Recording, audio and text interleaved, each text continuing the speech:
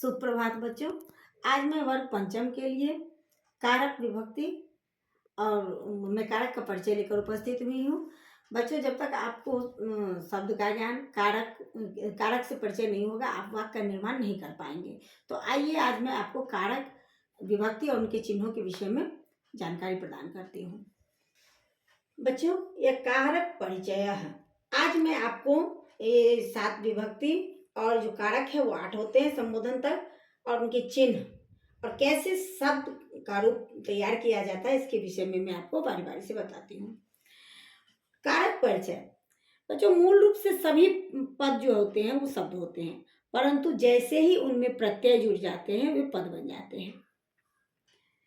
जैसे बालक जो है वो बाल शब्द जो है मूल शब्द है, बाल जो है वो मूल शब्द है, परंतु जैसे ही इसमें विभक्ति या प्रत्यय जुड़ जाता है वो बाला बन जाता है। जैसे बालक के मूल शब्द है तो इसमें जैसे ही जो विभक्ति जुड़ जाता है तो वो पद बन जाता है। जैसे बालका हो जाता है, बालका, बालको, बालका, जैसे मैंने तीनों वचनों में बताया है आपको, तो वह पद बन जाता है। विभक्तियां 7 होती हैं पर कारक जो है वो 8 होते हैं।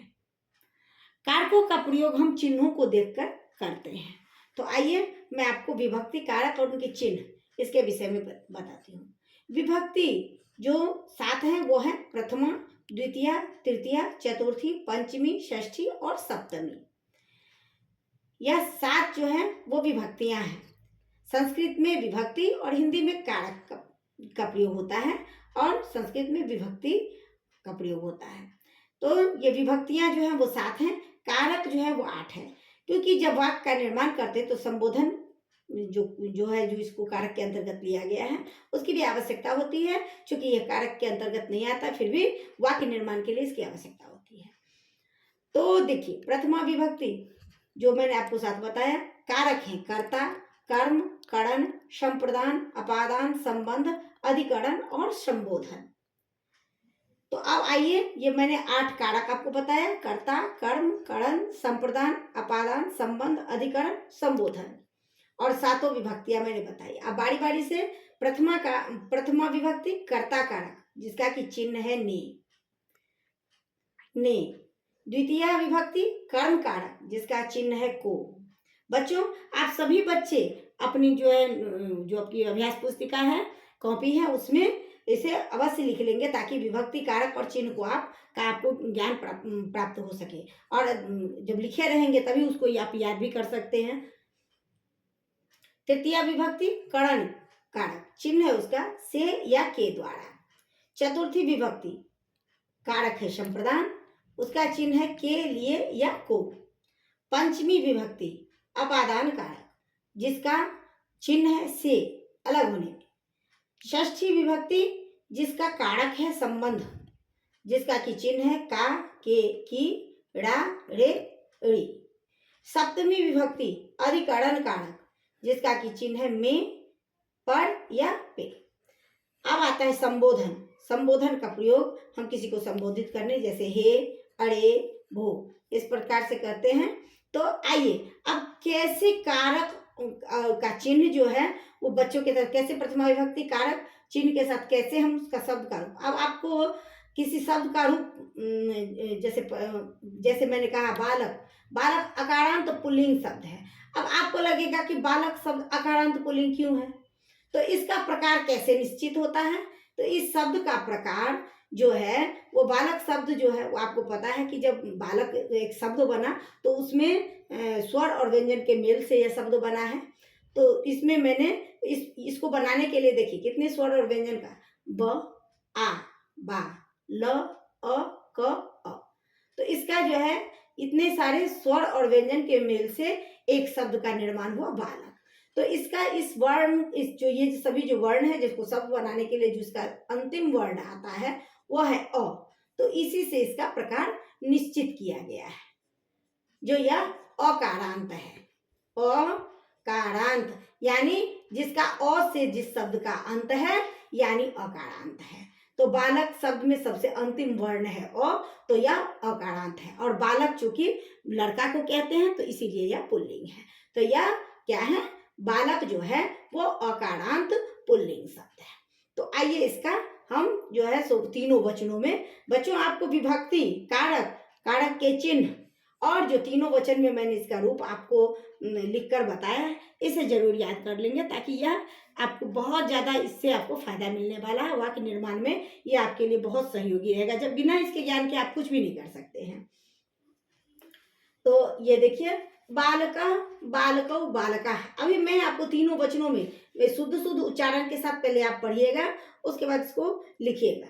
बालकः, बालकौ, बालकाः, बालकं, बालकौ, बालकान्, बालकेन, बालकाभ्यां, बालकैः, बालकाय, बालकाभ्यां, बालकेभ्यः, बालकात्, बालकाभ्यां, बालकेभ्यः, बालकस्य, बालकयोः, बालकानां, बालके, बालकयोः, बालकेषु, हे बालक, हे बालकौ, हे बालकाः।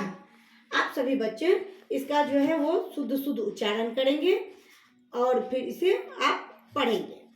तो इसमें देखिए, जैसे मैंने आपको कहा, आप इसका कैसे मतलब कैसे आप समझेंगे। तो एक बालक ने, यह क्या है, बालक, एक बालक ने, बालिका नमस्कार करती है, एक बालक क्या करता है, एक बालक जो है वो नमस्कार करता है, दो बालक नमस्कार करता है और सभी बालक करते हैं। इसी प्रकार से जो है द्वितीय विभक्ति में जो है बालक ईश्वर को नमस्कार करता है, बालक ईश्वर को नमस्कार करता है, दो बालक ईश्वर को नमस्कार करता है और सभी बालक ईश्वर को नमस्कार करते हैं। से के द्वारा, यानी तृतीया विभक्ति, यानी करण कारक। तो बालकेन, तो कहते हैं बालकेन हस्ताभ्याम नमन्ति,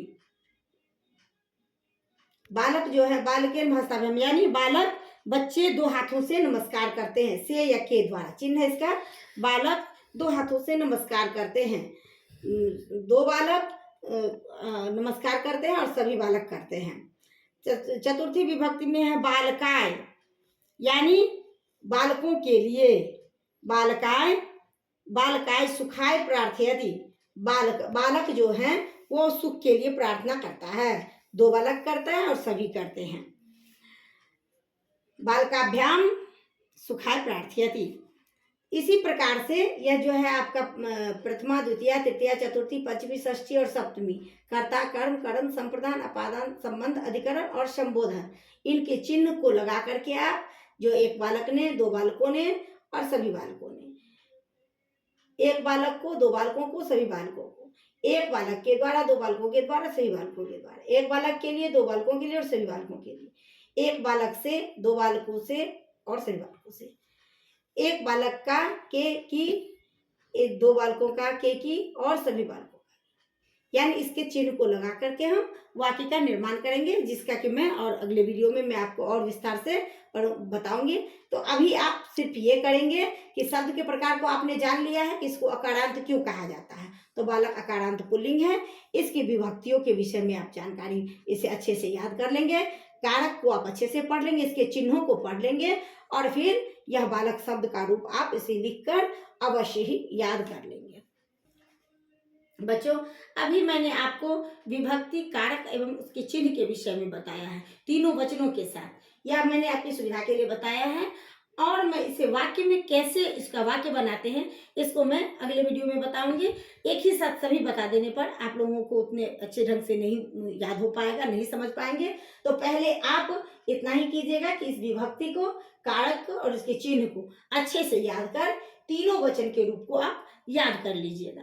अकारांत जो पुल्लिंग जितने भी शब्द होंगे, इस सब को बनाने का तरीका एक ही जैसा होता है।